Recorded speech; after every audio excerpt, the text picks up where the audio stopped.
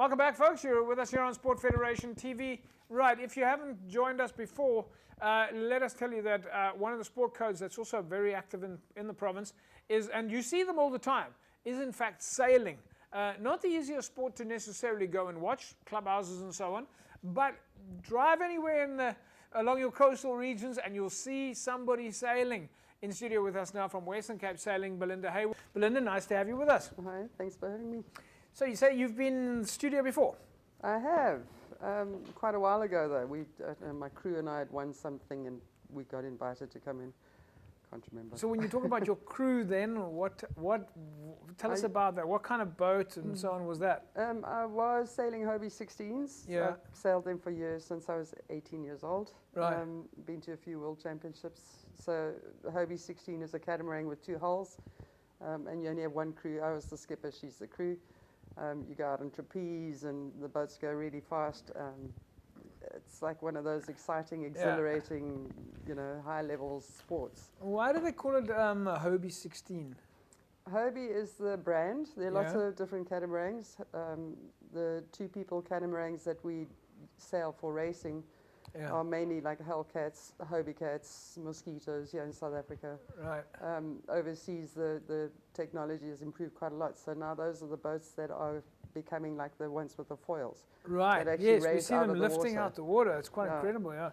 I'm assuming it's 16 because of the length of the boat. Yes, yeah. Is it 16 foot or meters? Or? 16 foot. 16 foot. So I've always wondered, how heavy are those boats? Are they easy to transport? Because sometimes we see them in the back of trailers. Yeah, no, my crew and I used to be able to put it on and off the trailer ourselves. Right. It's not very light. It was quite a boat to tow with the windage. So you need like quite a good car to be able to tow it from regatta to regatta. But it's from a design point of view, it's really simple. You just pull it off the trailer straight onto the beach, put the mast up, put some sails up, and off you go. So, and how much competition do we see in the Hobie side of things? I mean, it's one of those, if you drive past the sailing club, you always see Hobies parked outside. Well, put it this way, in the 80s we used to have a whole lot more boats on the beaches all over the Western Cape, all over the country actually. Yeah. Sailing the numbers have dwindled quite a lot. I think for multiple reasons, mainly because it's become quite an expensive type of sailing to get involved with. All that stuff is imported. It's a one design class, so you have to get the boats from France, from the manufacturer. So it has become quite an expensive sport if you're going to buy new boats. But having said that, there are a lot of second-hand boats lying around, a lot of boats that are sitting that need some love and care, and they can be equally as competitive. Yeah. Is it always 2 people on a boat? Yeah. 2 on a boat, Yeah, on a Hobie 16. The numbers have dwindled, and we have got less competitive events on around the country. Also, another reason, a lot of our sailors, good sailors, have left. They've gone overseas because that's where the competition is. Yeah. That's where, if you is that the sort of the stepping stone as you compete locally, get good at it locally, and opportunities open up internationally? Well, for sure. Yeah. I mean, one of our youngsters that came through the ranks in youth sailing and Hobies, he's now sailing as a professional on the TP 52 series overseas in the Mediterranean. He gets paid. It's a profession for him. So if you want to be a professional competitive sailor, there's no scope in South Africa. You need to move overseas. Also, even if you're not competitive, if you enter sailing in the cruising class and you want to go and work as a professional skipper or crew on one of these super yachts or cruising boats. You got to learn the ropes back here. We learn, a lot of them get trained here. In fact, a lot of overseas people come to South Africa, to Cape Town, to do their training and to do all their certificates. Yes. But then they all go overseas. They all go work in the Mediterranean or the Caribbean. There's no scope for it here in at the South moment. Africa. Well, we have to see where that goes. But now you've moved from Hobie to keelboat. Yes, yeah. Right, now you've got to explain to us what's the difference between a Hobie and a keelboat. Okay, well, the Hobie, like I was saying just now, is quite an adrenaline sport. You've got to be quite fit and agile. It's fast. It's very... you wear a wetsuit, you get wet. Yes, yeah. I've got to the age now where I'm kind of enjoying my more leisurely, you know, easier sailing. And keelboat sailing offers you that. It's a boat that has a solid keel. Yeah. You can get monohulls or multi-hulls. Yeah. And it doesn't capsize. So you can go out in 30 knots of wind. That boat's not going to capsize. You can reef the sails. You can depower the boat. So it's a lot easier to sail. And what I'm really enjoying from going from dinghies and Hobie sailing and now keelboat sailing is keelboat sailors, you've got a team on the boat. Yeah. I mean, my boat, we sail 8 people on the boat. Is it always 8 people? We can be less. Yeah. You know, you can sail keelboats double-handed. You can't have 2 9. people.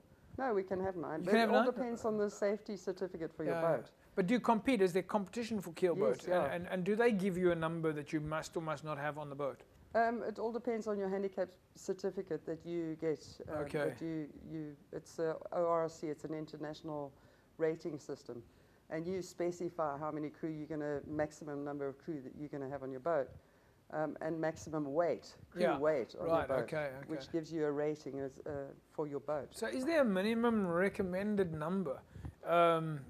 Well, for my boat that we sail, because we have a big spinnaker and a spinnaker pole, we actually need quite a lot of hands on the boat to sail that boat well. I mean, I couldn't sail at 2 people. We need minimum of maybe 5 or 6 people on the boat. Right. Well, that's what I was thinking, is obviously you need enough hands on deck. Yeah. I hope we got that terminology right.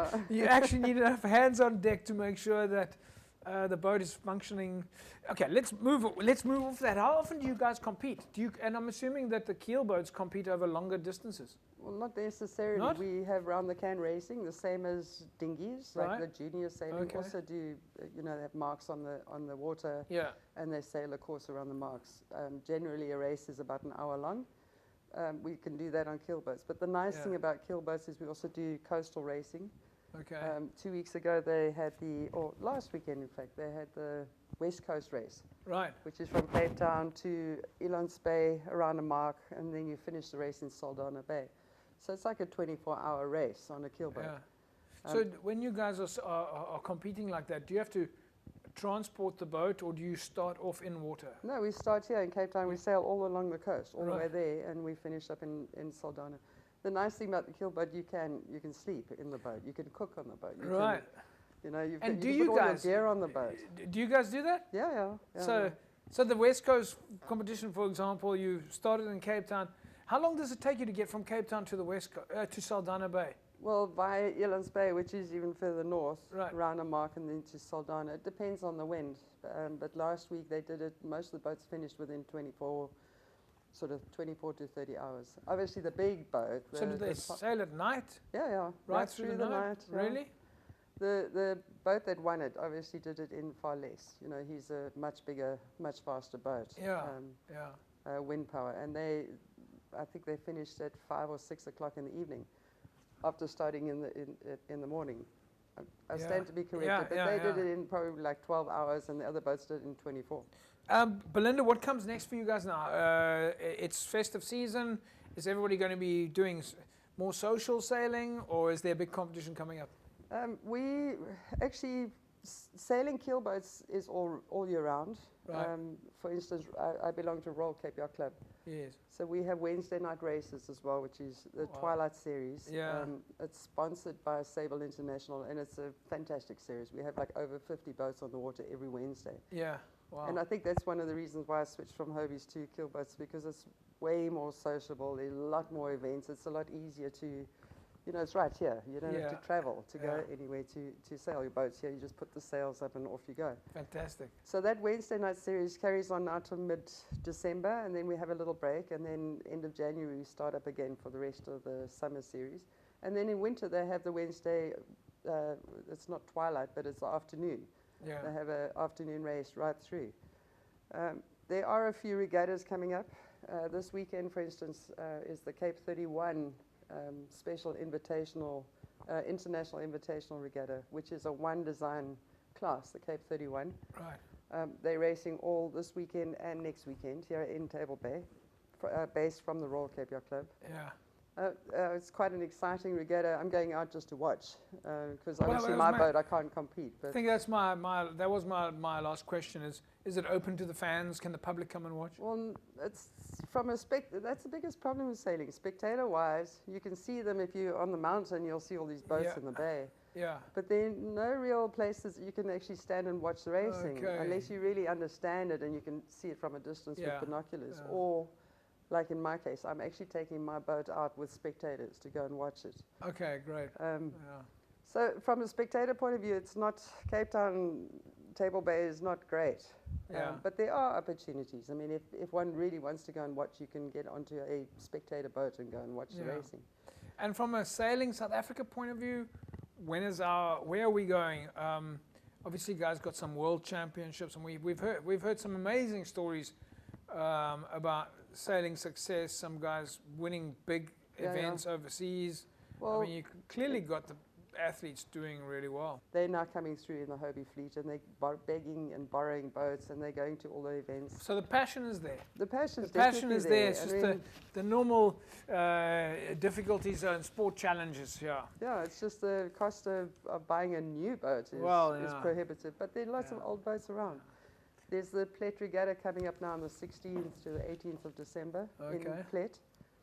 William and Blaine will be there, the world champions, and it's a once a year annual event for catamaran sailing, for multi-hulls. So Hobie 16s, they all flood down to Plet for this regatta. So lots of exciting activities coming up. We're going to leave it at that. Belinda, thanks for joining us. Been great chatting with you. Obviously, we're looking forward to seeing what's coming next. Sailing sounds like it's a tough job, but well worth doing. It's a lifetime sport. It's a lifetime sport, Once the bug has bitten, you'll never want to do anything else. There we go, folks. Western Cape Sailing. Well, I think that, as Belinda said, maybe not easy to watch, but you can always see them. That's a wrap from us tonight. We'll see you again next week. Same time, same place. Have a fantastic sporting weekend. Bye-bye.